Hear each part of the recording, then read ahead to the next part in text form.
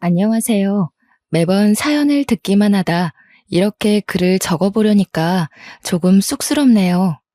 저는 한 번의 이혼 후 재혼에 성공한 30대 중후반 여성이랍니다. 요즘은 결혼이라는 제도에 대해서 참 다양한 의견들이 있는 것 같아요. 저처럼 결혼을 2번이나 결심하게 된 사람이 있는가 하면 아예 결혼에 부정적이신 분들도 있으시고요. 어떤 분들은 이혼을 한 후에 결혼 자체에 회의감이 생겨서 혼자 사신다고 들었어요. 사실 저는 지금도 결혼이라는 것에 마냥 긍정적이지는 않답니다. 지금이야 결혼부터 이혼까지 해보았으니 더 당당히 말할 수 있죠. 원래 이런 건 경험자가 더 잘하는 것이니까요. 저는 이혼하고 나서 제 인생에 결혼이라는 단어가 다시 끼어들 줄은 몰랐어요. 그런데 사람 일이라는 게 늘 제 마음대로 되지 않더니 이제는 제 마음조차 제 마음대로 되지 않더라고요.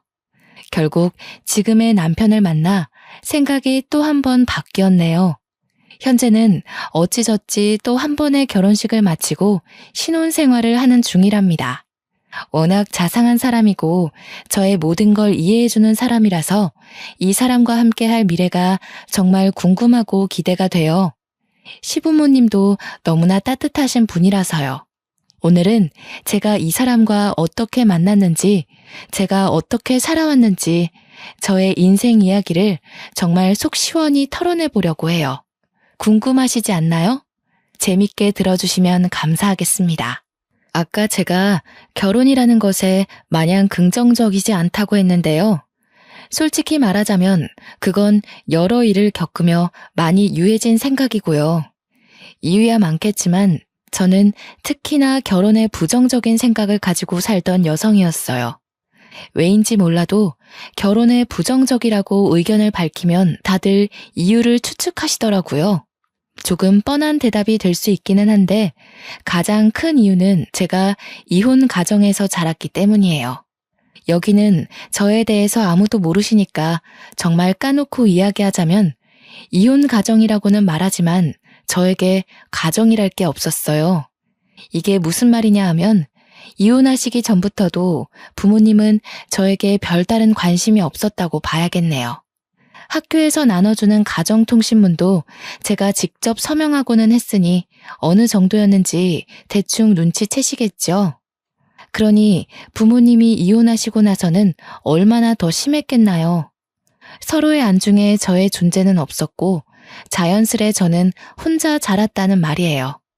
동물에 비유하자면 저는 유기동물이었던 거죠. 부모님의 이혼 얘기가 처음 나왔을 때는 제가 중학교 2학년이었을 때인데요. 그 어린 나이에 얼마나 놀랐으면 아직도 기억이 생생하게 나네요.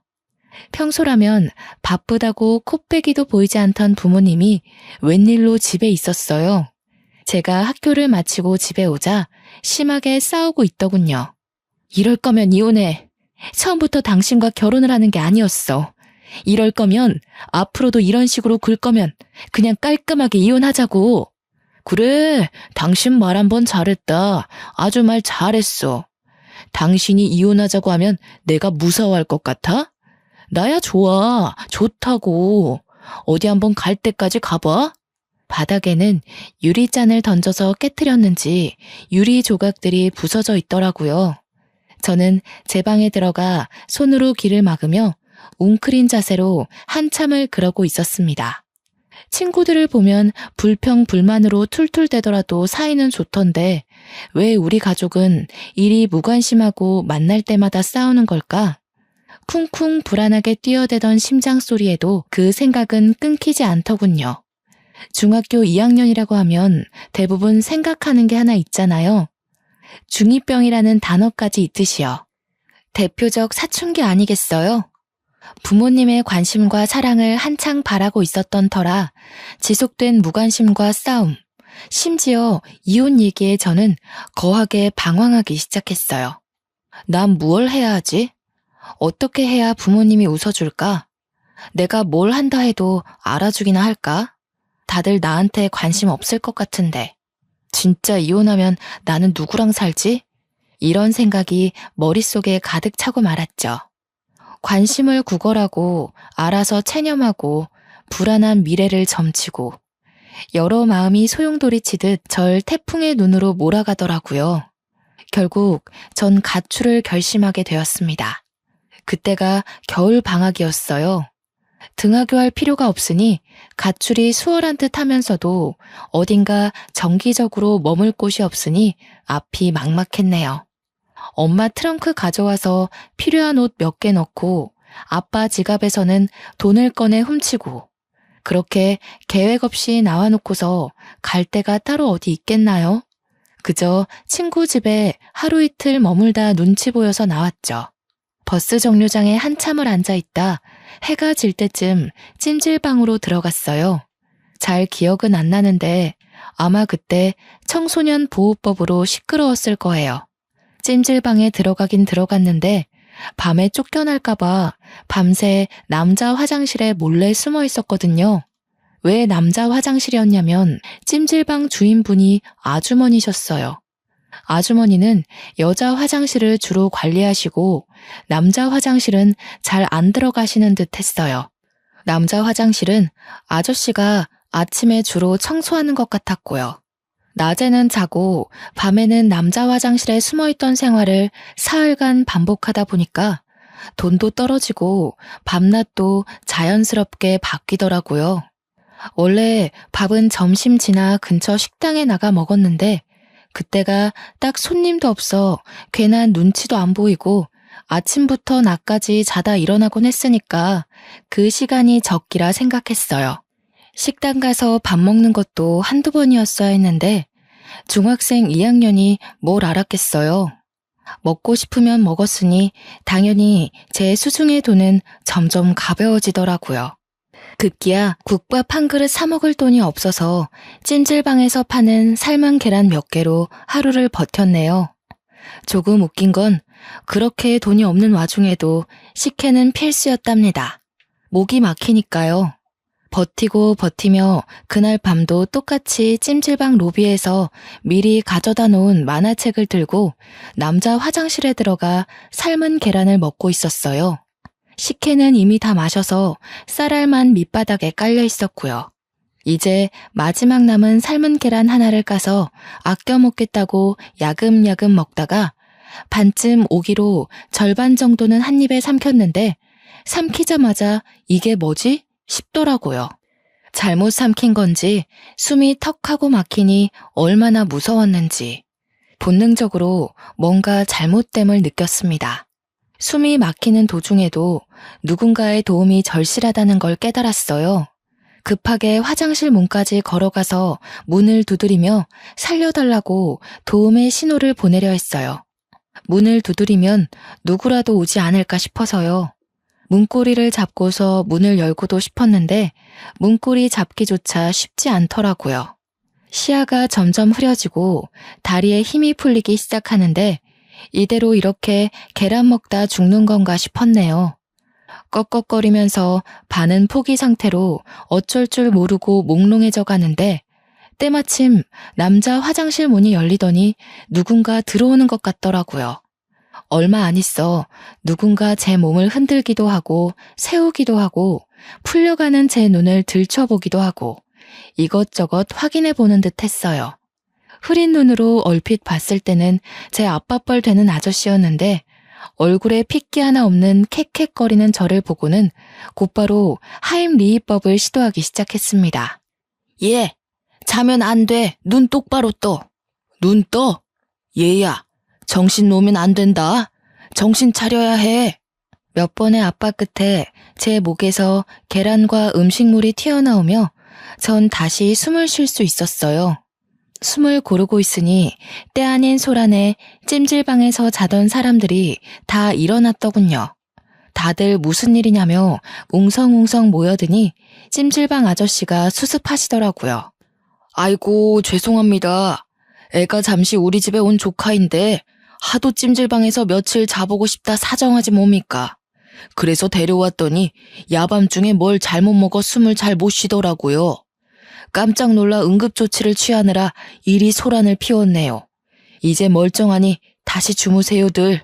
찜질방 아저씨의 말씀을 들으니 온몸에 찬물이라도 끼얹어진 것처럼 생사를 오가던 현장에서 현실로 끌어내려지는 듯 했습니다. 잠시 뒤로 빠져서 다른 곳에 숨어 있으려던 저는 당연하게도 찜질방 아저씨에게 붙잡혀 찜질방 아주머니에게로 향했어요. 아주머니는 애 얼굴이 너무나 창백하다며 호들갑 떠시더니 제 손을 몇 번 주무르시곤 따뜻한 물을 건네주시더라고요. 제가 따뜻한 물을 마시며 조금 안정된 듯 보이자 무슨 사정이냐 물어보시고 제 얘기를 듣고선 말씀하셨습니다. 사실은 학생이 여기서 머무는 거 다 알고 있었어. 갈 데도 없어 보이고 너무 어려 보여서 내쫓으면 상황이 더 안 좋아질까봐 묵과하고 있었는데 이제는 손님들까지 다 알아버려서 어쩔 수가 없네. 일단 오늘은 너무 늦었으니까 편하게 자고 내일 아침에 집으로 돌아가. 어린 여자애 혼자 있기엔 너무 위험해. 그간은 내가 지켜봐서 별일 없었다지만 오늘 일도 그렇고 여기 있어봤자 좋을 거 하나 없어. 딱 너만한 아들이 있어서 딸 같아서 그래. 나쁘게 듣지 말라며 부모에게도 못 받아본 걱정을 하시더라고요. 아주머니가 만들어주신 죽과 아저씨가 갖다준 식혜를 든든히 먹었어요. 집에선 늘 혼자 밥 차려 먹었는데 누가 차려주니 너무 행복하더군요.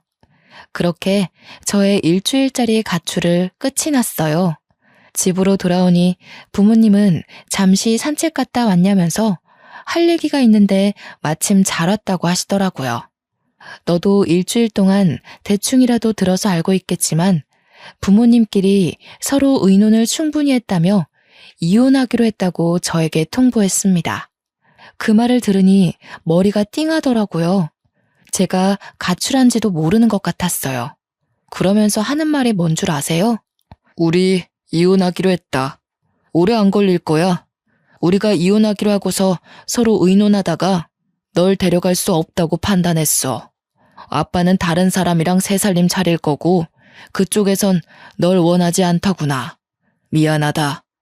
돈을 부족함 없이 보내줄게. 수민아, 미안해.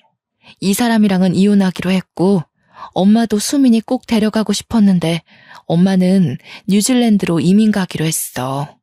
엄마도 아빠처럼 만나던 사람이 있는데 그 사람이 뉴질랜드에 살거든.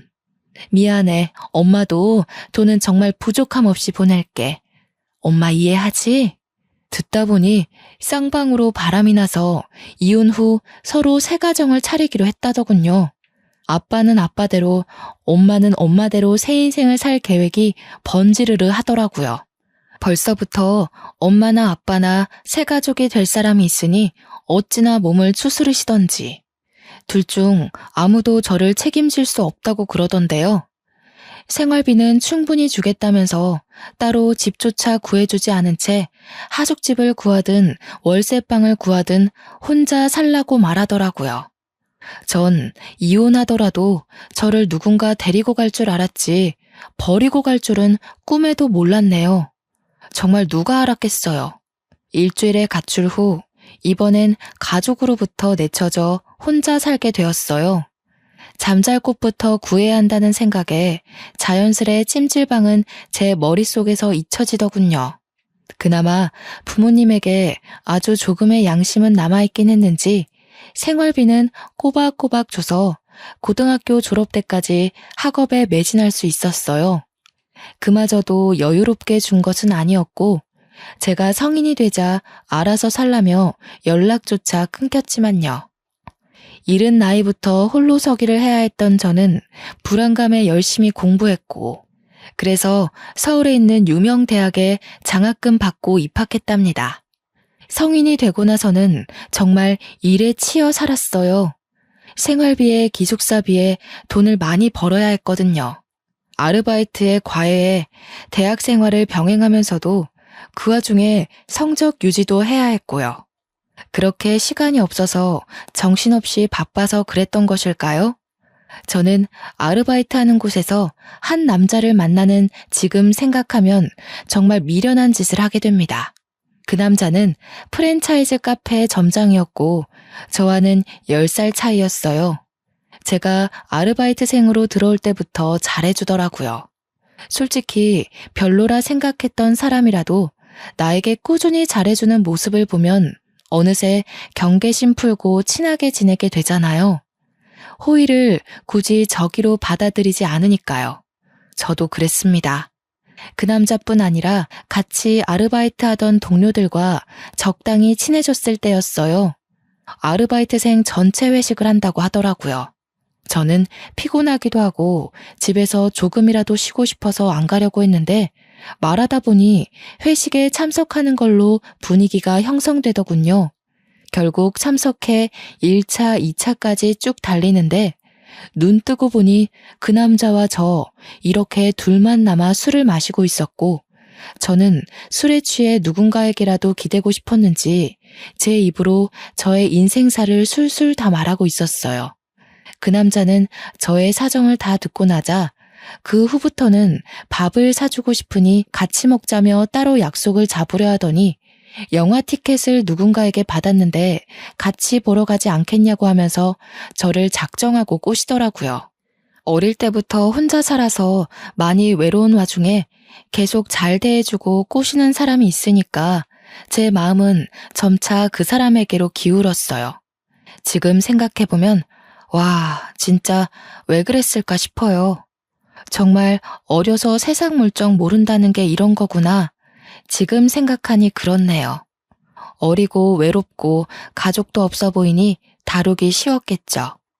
제가 대학을 졸업하자마자 그 남자는 본인 부모님을 만나러 가자고 하더라고요. 별 생각 없이 만나자 하니 만나러 갔었는데 그 남자 부모님은 그 만남을 결혼 전 인사로 알고 계시더군요.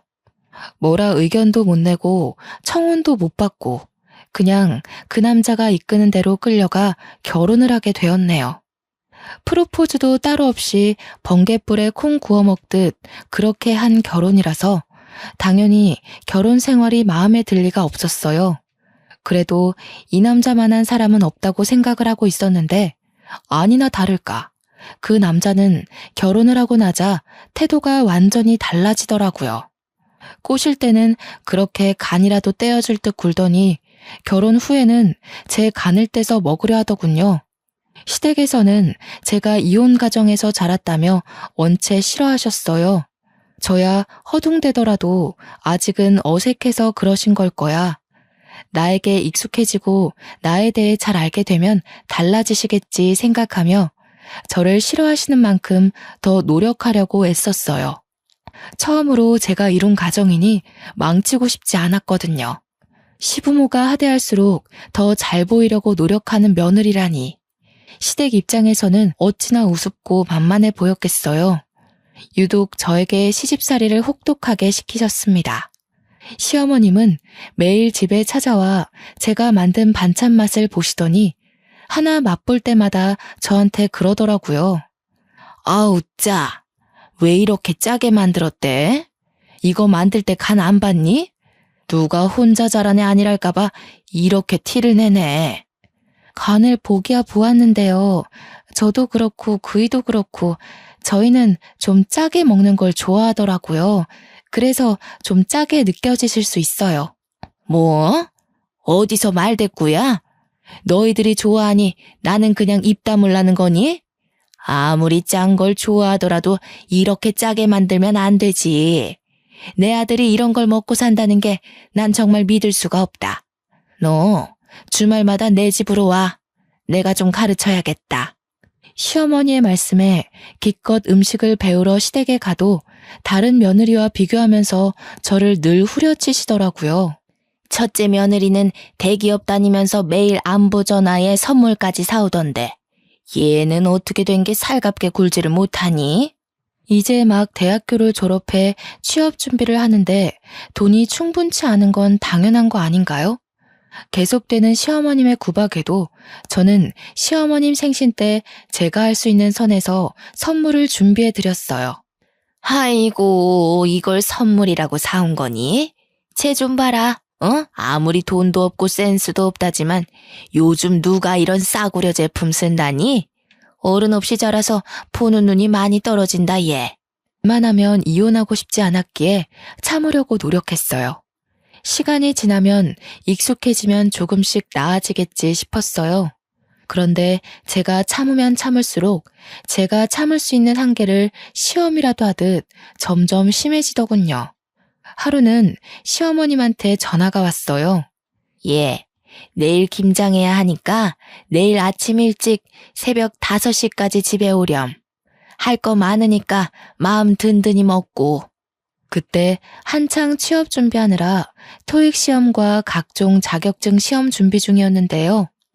한숨이 깊게 나왔지만 해봐야 할 것은 다 해봐야겠다 싶어 다음날 아침 일찍 새벽 5시에 시댁에 도착했어요. 도착하기는 도착했는데 이게 웬걸 문이 잠겨 있는 거예요. 문을 두드려도 벨을 눌러봐도 응답이 없었어요. 계속 문을 두드리면 새벽이라 누군가 무어라 할 것 같았기에 서성거리며 고민하다 일단 비밀번호를 입력해 시댁에 들어갔어요. 들어가니 배추가 얼마나 많은지 아주 그냥 널려 있더라고요. 시어머님은 여전히 전화를 안 받으시고요.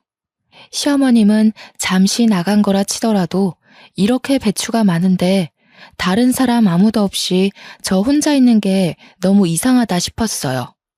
그래서 그냥 소파에 앉아 1시간을 꼬박 기다렸습니다.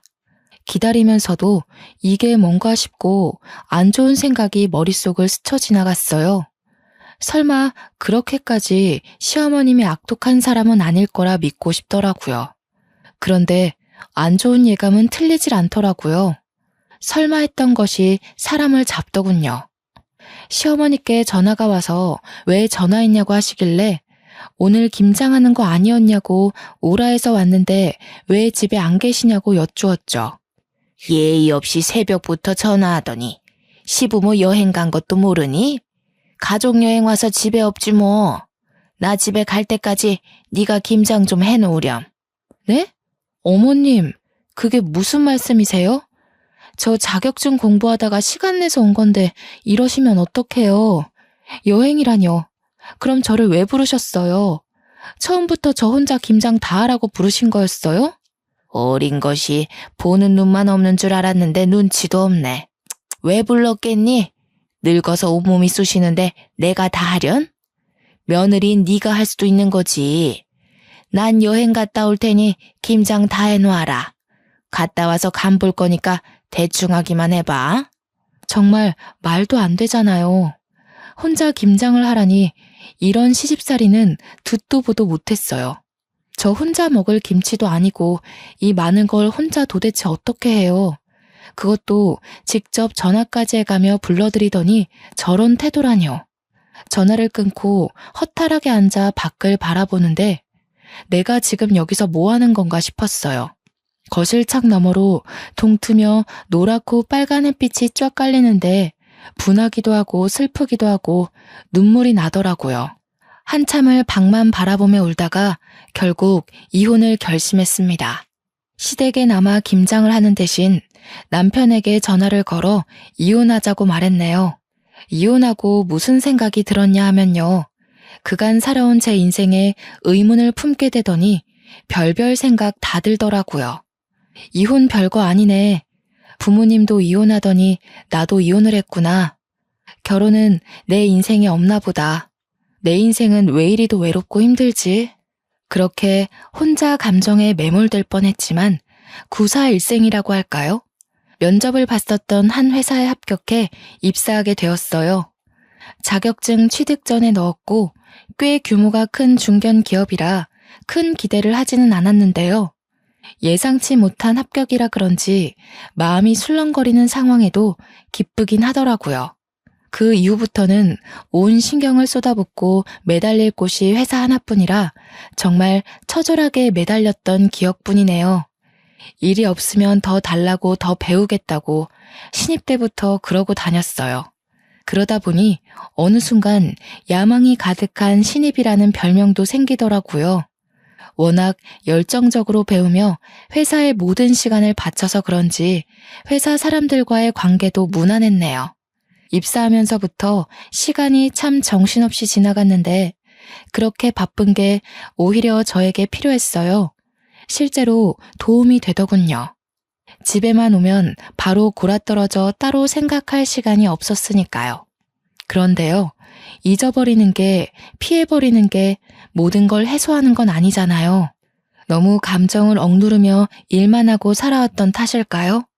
적어도 일은 내가 하는 만큼 돌아온다고 생각했는데 저의 개인 시간마저 빼가며 열심히 일했던 것이 3번의 승진 누락으로 돌아오더군요. 처음 한두 번 정도야 당황스러웠지만 그럴 수 있지 하고 넘어갈 수 있었어요. 3번을 승진해서 누락시키니까 제가 일을 못하는 편도 아니고 너무 황당하더라고요. 승진 누락 결과를 출장지인 제주도에서 확인했었는데 마냥 기다리다가 회사로 돌아가서 물어보기엔 열불이 나더군요. 마침 같이 출장 왔던 부장님이 옆에 계셔서 바로 여쭤보니 하시는 말이 나야 뭐 수미 씨가 워낙 일을 잘하니 승진 때마다 수미 씨를 밀어줬지. 근데 임원들 생각은 그게 아닌가 보더라고. 너무 예민하게 받아들이진 말고 수미 씨가 아무래도 이혼도 했었고 딱히 책임질 가족이 있는 게 아니잖아. 임원진들은 워낙에 또 보수적이니까 가정이 있는 남자를 밀어주려 하더라. 부장님 말씀을 듣는데 한마디 한마디가 속이 쓰리더라고요. 부장님은 본인이 힘이 없어 미안하다며 위로를 해주시려 했는데 딱히 위로가 되지는 않았어요. 이혼해서 또는 책임질 가족이 없어서 이런 개인적인 이유로 저의 발목을 잡았던 일이 이번 한 번만 있는 건 아니었거든요. 학창 시절에는 부모님의 이혼이 저에게 큰 걸림돌로 작용했어요. 지금이야 이혼이 흔해졌다지만 제가 학교에 다닐 때까지만 해도 아니었던 터라 부모님이 이혼했다 하면 선생님들부터가 편견에 가득한 시선으로 저를 바라보곤 했어요. 시험에서 성적이 조금이라도 안 좋게 나오면 쟤도 그렇게 노력하더니 이혼 가정이 내는 어쩔 수 없네 라는 식으로요. 시간이 지나 극복했다고 생각했는데 직장 생활에서조차 되풀이 되다니. 심지어 학창 시절 땐 시선뿐이었지 이건 뭐 여자라서 책임질 가족이 없어서 이혼해서라니. 저는 저를 책임지고 있는데요. 정말 무슨 상관이죠? 도대체 언제가 되어야 이런 차별적인 것에서 벗어날 수 있을까 싶었네요. 일하던 중이라 제대로 감정을 풀지도 못한 채 출장을 끝내고 제주도에서 집으로 돌아오는 날이었어요. 김포공항에서부터 운전을 하며 집으로 가는데 찜질방 간판이 보이더라고요. 내일 주말이겠다. 저기서 몸을 좀 녹일까 하다가 찜질방이라고 하니 문득 옛 생각이 나더군요. 충동적으로 차를 돌려 오랜만에 고향을 한 바퀴 둘러보기로 했어요. 늦은 밤 김포공항에서 출발해 고향에 도착하고 보니 새벽이더라고요. 배는 고프고 잠은 오고 일단 뭐라도 좀 먹고 싶어서 문연 음식점을 찾아보는데 근처에 햄버거 집이 하나 있더군요. 일단 배가 너무 고프니 햄버거를 포장해 간단하게 먹고서는 보이는 아무 데라도 들어가 잠이나 자야겠다 생각하고 갓길에 차를 잠시 세워두고 갔다 왔죠. 봉투를 달랑이며 차를 향해 걷는데 처음엔 꿈꾸는 줄 알았어요. 분명 제가 햄버거를 사러 갈 때까지만 해도 차 하나 없는 텅텅 빈 도로에 사람 한 명 없었거든요.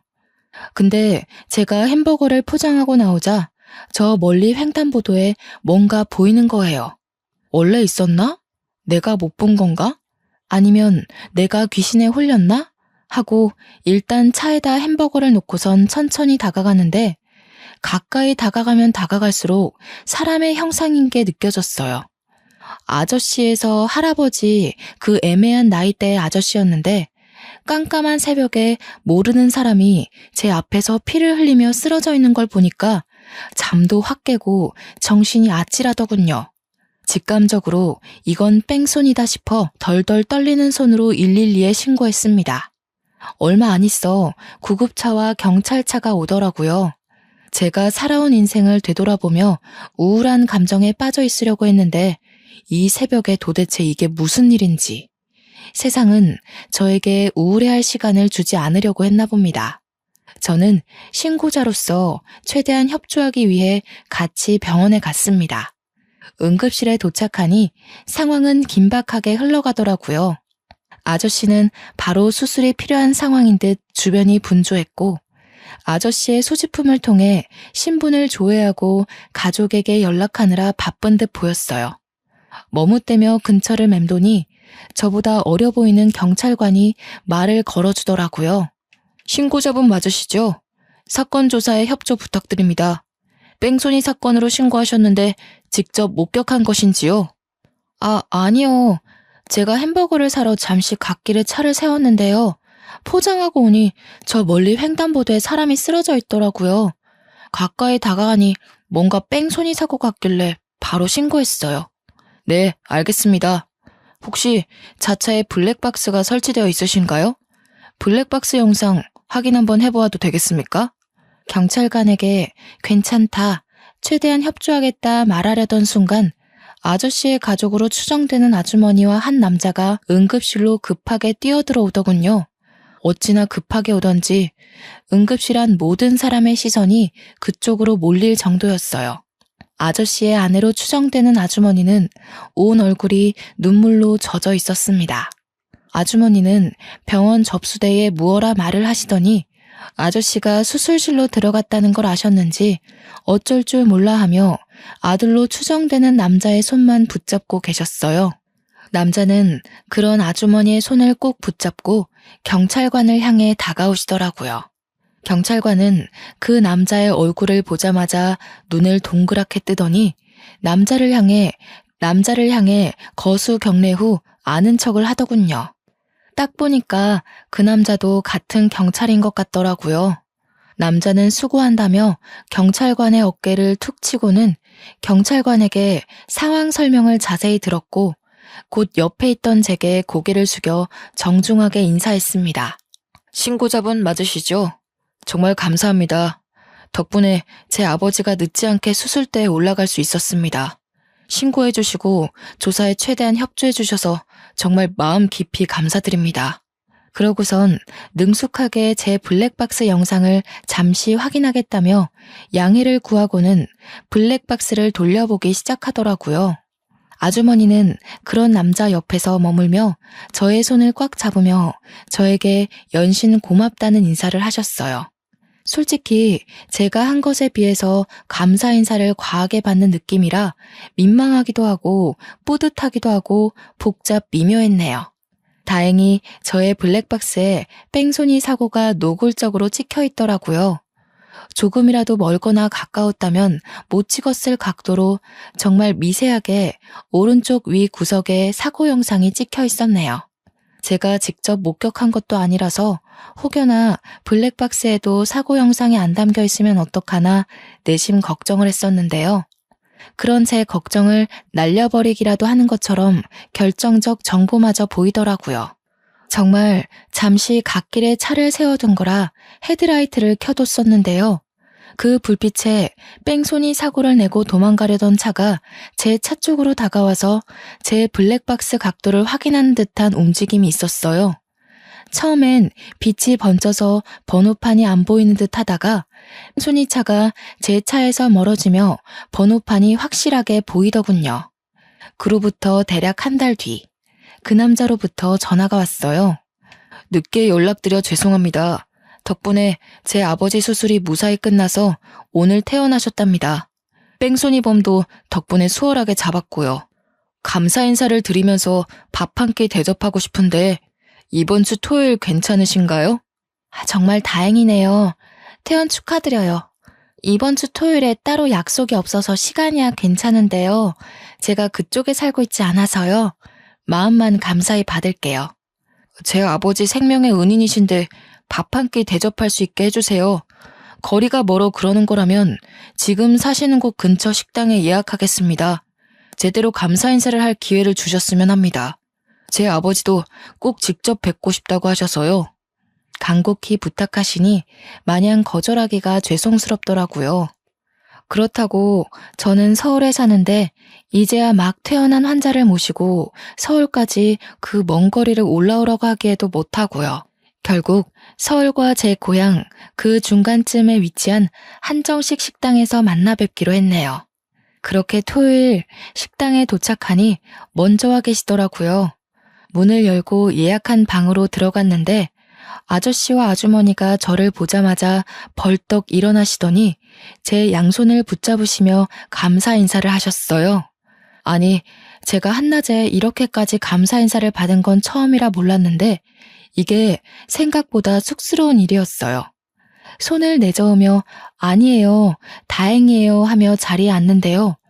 그때 그 응급실에서는 이런 생각할 여유가 없어 몰랐는데 왜인지 모르게 아저씨와 아주머니가 어디선가 뵌 것 같은 낯선 기분이 들더라고요. 내 착각인가 싶어 일단 밥을 먹으며 대화를 이어갔어요. 맛있더라고요. 여러 얘기를 하던 중 아저씨와 아주머니가 찜질방을 운영하셨다는 말에 순간 하고 예전 가출했었을 때의 기억이 머릿속을 스쳐 지나가더군요. 정말 혹시나 하고서 여쭤보았어요. 예전에 찜질방을 운영하셨다고 하셨잖아요. 그거 그 동네에서 하셨던 건가요? 저 정말 혹시나 싶어 여쭈는 건데 혹시 예전에 한 학생을 구하신 적 있지 않나요?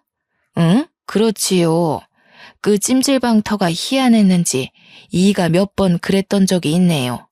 근데 그건 왜 물어보시나요?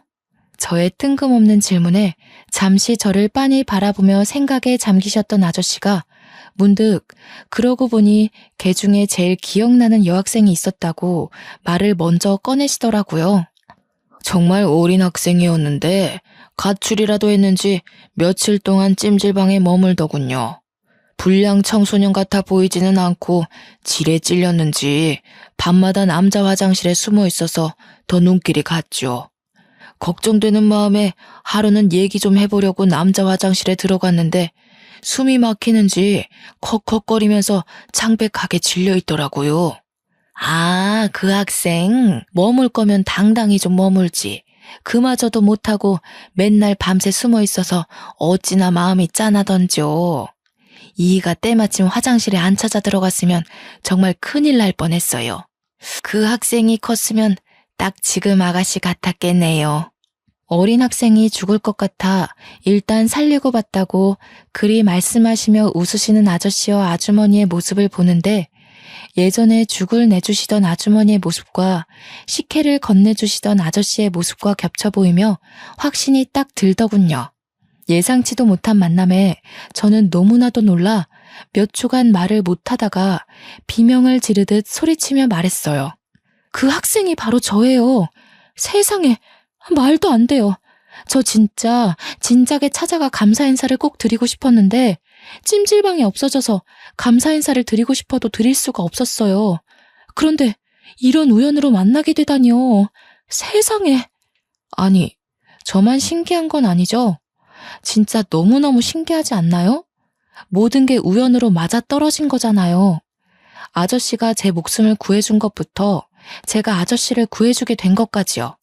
심지어 이렇게 만나게 된 것도 포함해서요.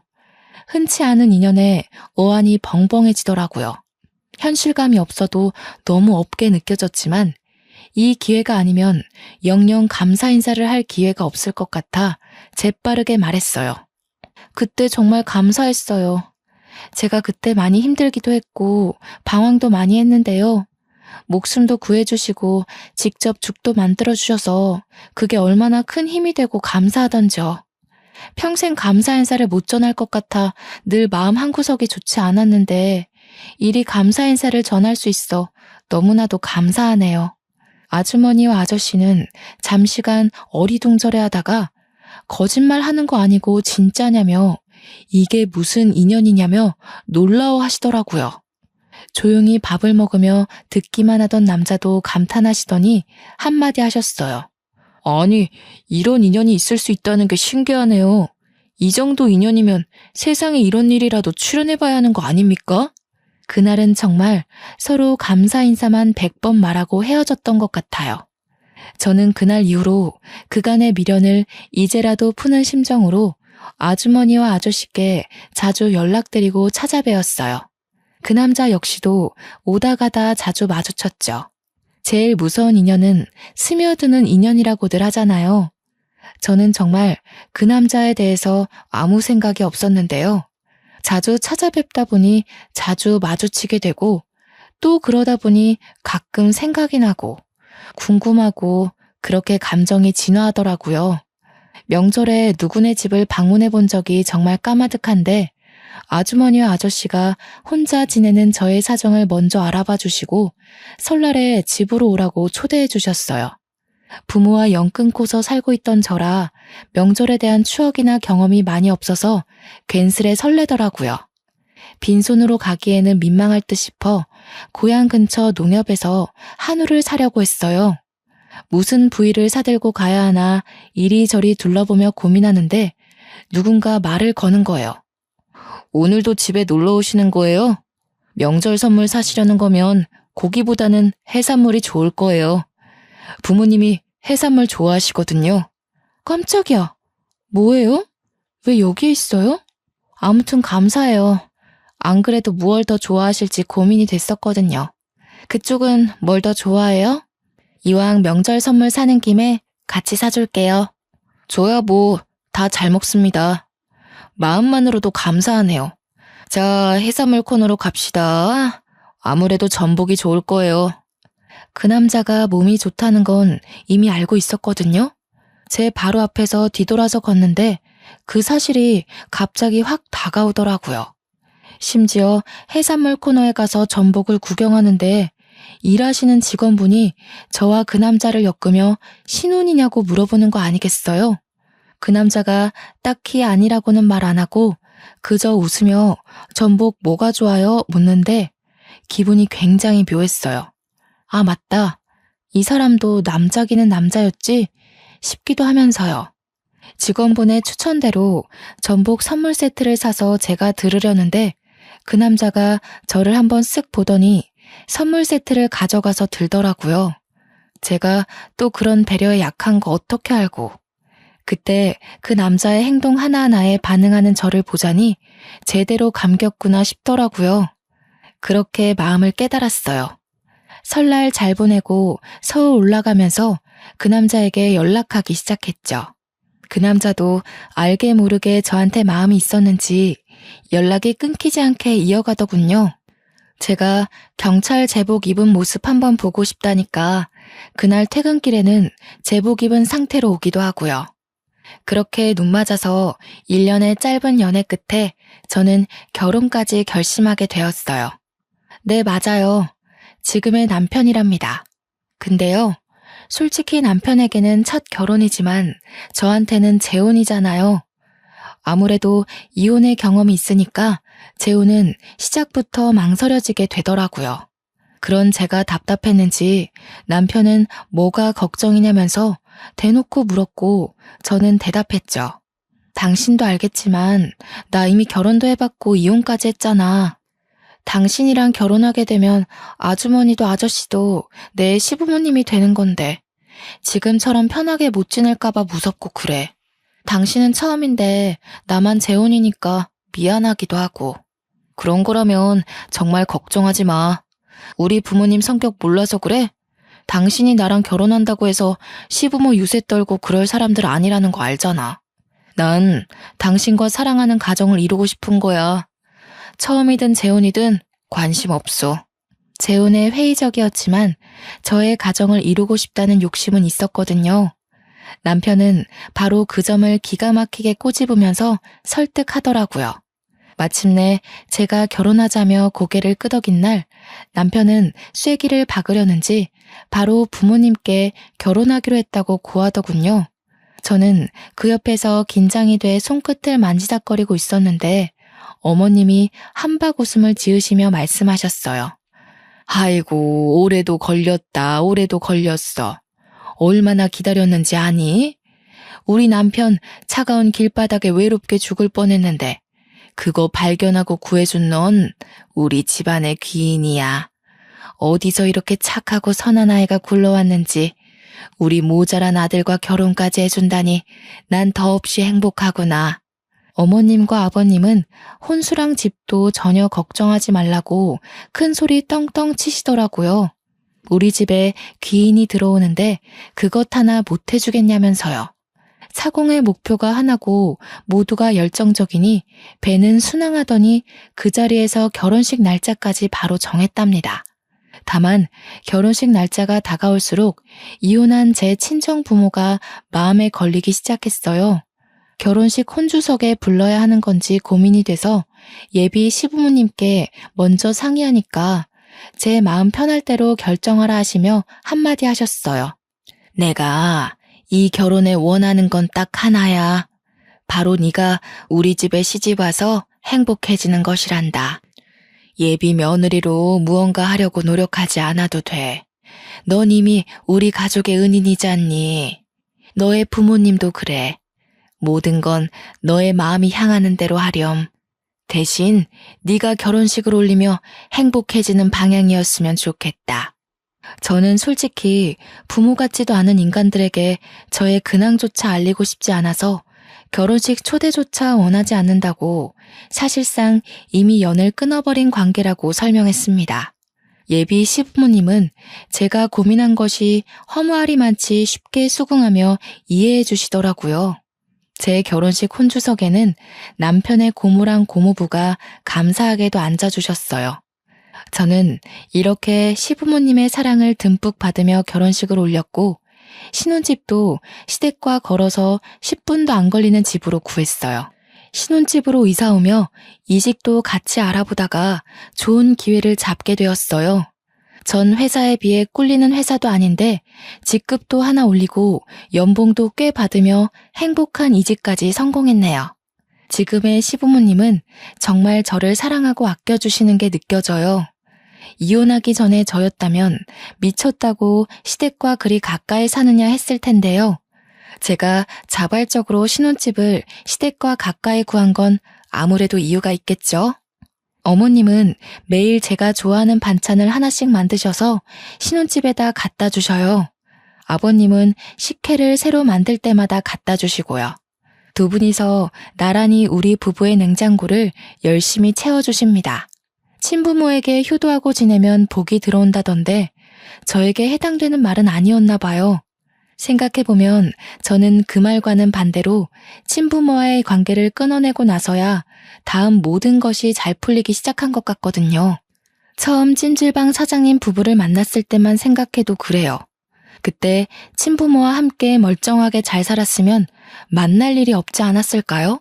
결과론적인 생각일 수도 있지만 그때 친부모가 저를 방치하지 않고 각자의 삶을 택하지 않았더라면 저는 가출을 결심하지 않았을 거라 생각하거든요.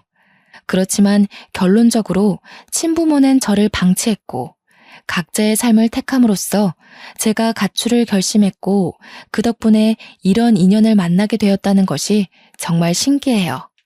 계란에 숨 막혀 어쩔 줄 몰랐던 저의 목숨을 살려준 아저씨의 은혜를 제가 죽기 전에 갚을 수나 있을까 생각하곤 했는데 10몇 년이 지나고 나서 뒤늦게 조금이나마 은혜를 갚을 수 있을지 누가 알았겠어요. 지금까지 제가 겪어온 과정과 인생을 보면 처음에는 좋고 싫었던 것들이 어느 순간 반대되어 있는 걸 많이 겪었거든요. 인생사 어떻게 될지 모른다는 말이 이런 뜻이었구나 싶기도 하더라고요.